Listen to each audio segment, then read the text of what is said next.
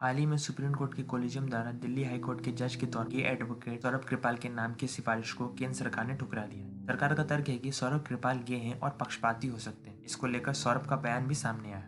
Indian express की खबर के मुताबिक सौरभ कृपाल ने कहा कि हर जज का अपना दृष्टिकोण होता है, ये पक्षपात नहीं है। सौरभ कृपाल ने कहा कि आपकी एक विशेष विचारधारा है, इसलिए आप पक्षपाती हैं। इस वजह से जजों की नियुक्ति को पूरी तरह से बंद नहीं किया जा सकता। हर एक जज का जहाँ से वो आते हैं उसके हिसाब से किसी न किसी तरह का दृष्टिकोण होता है।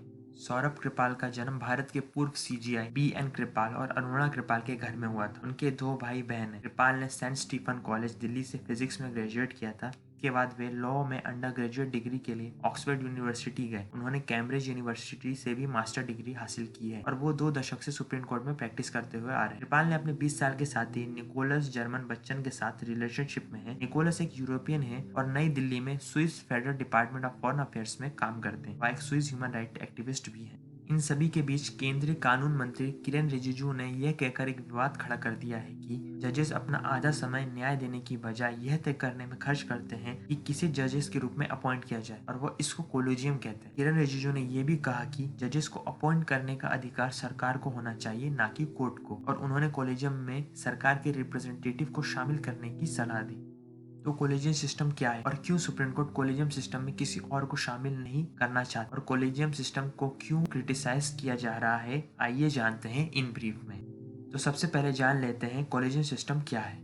आज़ादी के बाद इंडिया ने 1950 में कॉन्स्टिट्यूशन को अडॉप्ट किया, जिसके हिसाब से चीफ जस्टिस ऑफ इंडिया बाकी जजेस को प्रेसिडेंट अपॉइंट करेंगे। इसके बाद ये चलन निकल गया कि सुप्रीम कोर्ट के सबसे सीनियर जजेस को ही chief justice of India appoint किया जाएगा। मगर पहली बार 1973 में 3 सीनियर जजेस को छोड़कर A.N. रॉय को chief justice of India appoint कर दिया गया। उसके बाद 1977 में दोबारा सीनियर जजेस को नजरअंदाज करते हुए chief justice of India appoint कर दिया गया, जिसके रिजल्ट में एग्जीक्यूटिव और जुडिशरी के बीच टकराव की सिचुएशन आ गई।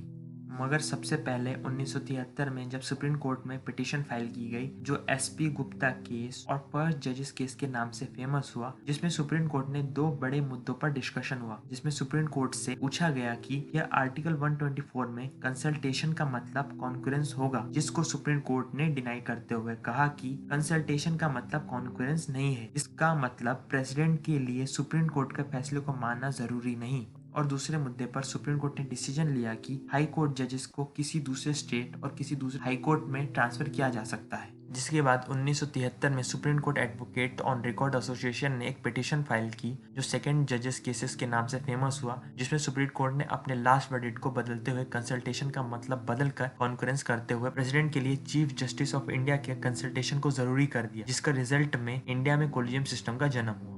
जिसके बाद 1998 में थर्ड जजेस केस में प्रेसिडेंट ने एक आर्टिकल 143 के लिए रेफरेंस डाला, जिसमें उन्होंने सुप्रीम कोर्ट से पूछा कि जजेस अपॉइंटमेंट के लिए consultation chief justice of India खुद दे सकते हैं या उससे कोलिजियम से पूछना पड़ेगा। जिसके जवाब में सुप्रीम कोर्ट ने कहा कि चीफ जस्टिस ऑफ इंडिया को कोलिजियम से पूछना पड़ेगा और जैसा कोलिजियम कहेगी वैसा चीफ जस्टिस ऑफ इंडिया को करना पड़ेगा और जैसा चीफ जस्टिस प्रेसिडेंट को नाम भेजेंगे प्रेसिडेंट को मानना पड़ेगा। और सुप्रीम कोर्ट ने कोलिजियम सिस्टम में बदलाव लाते हैं कुछ गाइडलाइन इशू की, जिसके बाद मॉडर्न डे कोलिजियम सिस्टम बना, जिसमें सुप्रीम कोर्ट जजेस अपॉइंटमेंट के लिए चीफ जस्टिस के साथ 4 सीनियर जजेस कोलिजियम के हिस्सा होंगे और हाई कोर्ट जजेस अपॉइंटमेंट के लिए chief justice of high court के साथ हाई कोर्ट के 2 सीनियर जजेस कोलिजियम का हिस्सा होंगे। कुछ क्रिटिक्स का मानना है कि कोलिजियम सिस्टम ट्रांसपेरेंट सिस्टम नहीं है, क्योंकि इसमें कोई ऑफिशियल मैकेनिज्म और सेक्रेटरिएट शामिल नहीं है और कोलिजियम सिस्टम में फैसले बंद दरवाजों के पीछे होते हैं, इसलिए जजेस अपॉइंटमेंट की एलिजिबिलिटी क्राइटेरिया का पता नहीं चलता है। कोलिजियम सिस्टम कैसे जज अपॉइंटमेंट करती है किसी को पता नहीं चलता। लॉयर्स को आखिर तक पता नहीं चलता कि उन्हें जजेस अपॉइंटमेंट के लिए कंसीडर किया जा रहा है। और कोलिजियम सिस्टम पर नेपोटिज्म के आरोप भी लगते आ रहे हैं कि कोलिजियम जजेस अपॉइंटमेंट में भेदभाव करती है। इतनी प्रॉब्लम होने के बावजूद भी क्यों इंडिया में जजेस अपॉइंटमेंट के लिए कोलिजियम सिस्टम यूज किया, क्योंकि ये तो सुप्रीम कोर्ट भी मानती है कि कोलिजियम सिस्टम में कई खामियां हैं, इसको सुधारने की जरूरत है। इसी को लेकर इंडियन गवर्नमेंट ने 2014 में national judicial appointment commission parliament में पास किया था, जिसके अकॉर्डिंग एक कमीशन कमीशन को बनाया गया था। इस कमीशन में चीफ जस्टिस ऑफ इंडिया के साथ साथ सुप्रीम कोर्ट के 2 सीनियर जजेस और यूनियन मिनिस्टर ऑफ लॉ और 2 मेंबर जिनको chief justice of India, prime minister और लीडर ऑफ अपोजिशन मिल के नॉमिनेट करते, उनको शामिल किया जाता, जो जजेस और जुडिशियल ऑफिसर के अपॉइंटमेंट को रेगुलेट करते। मगर अक्टूबर 16, 2015 को सुप्रीम कोर्ट ने 4-1 की मेजोरिटी से नेशनल जुडिशियल अपॉइंटमेंट कमीशन को अनकॉन्स्टिट्यूशनल बताते हुए खत्म कर दिया, जिसमें सुप्रीम कोर्ट ने अपने डिसीजन में कहा कि national judicial appointment commission judicial independence और कॉन्स्टिट्यूशन के बेसिक स्ट्रक्चर को वायलेट करती है। इसमें कुछ लोग सुप्रीम कोर्ट को सही मानते हैं और कुछ लोग गलत। कुछ लोग मानते हैं कि जुडिशियल सिस्टम में पॉलिटिशियन का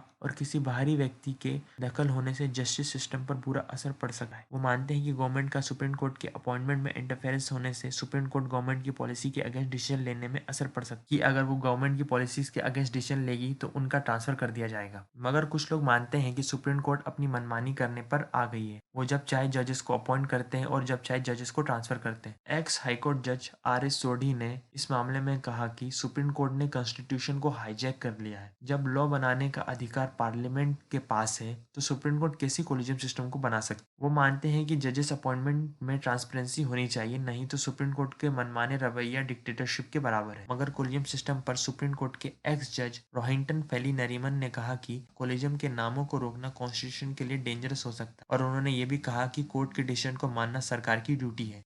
सीनियर एडवोकेट फली नरीमन ने एक इंटरव्यू में कहा है कि मैं कोलिजियम सिस्टम से खुश तो नहीं हूँ, मगर collegium system national judicial appointment commission से कम बुरा और कम खतरनाक है। उनका मानना है कि किसी आउटसाइडर को जजेस की अपॉइंटमेंट की प्रोसेस का हिस्सा बनाना खतरनाक साबित हो सकता है जुडिशियल सिस्टम के लिए। इसलिए वो मानते हैं कि कोलिजियम सिस्टम बेहतर है नेशनल जुडिशियल अपॉइंटमेंट कमीशन से। तो सवाल उठता है कि इसको जजेस अपॉइंटमेंट करनी चाहिए, क्योंकि ये साफ लग रहा है कोलिजियम सिस्टम में बड़े बदलावों की जरूरत है। मगर क्या अगर कॉलेजियम में गवर्नमेंट के रिप्रेजेंटेटिव को शामिल किया जाए, आने वाले दिनों में कोर्ट फैसलों पर गवर्नमेंट के डोमिनेंस बढ़ सकते। मगर हम सुप्रीम कोर्ट को ही सुप्रीम मान लें, ये तो डेमोक्रेसी नहीं होगी। आपको क्या लगता है नीचे कमेंट कीजिए, और पसंद आया तो लाइक कीजिए, सब्सक्राइब कीजिए और अपना प्यार बनाए रखिए।